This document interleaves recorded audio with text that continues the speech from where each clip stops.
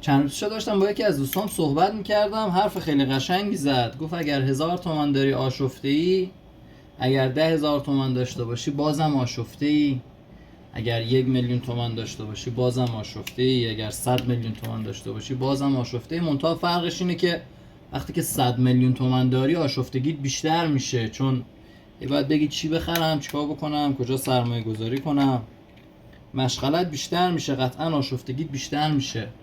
گفت وقتی مجردی فکر نکن ازدواج کنی خوشبخت میشی. قطعا وقتی ازدواج میکنی یک سری مسئولیت هایی رو باید قبول کنی که آشفتگیت بیشتر میشه.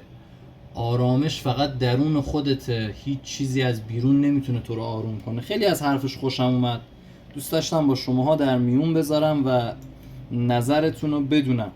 انشالله که همیشه هممون آروم باشیم. مخلصم.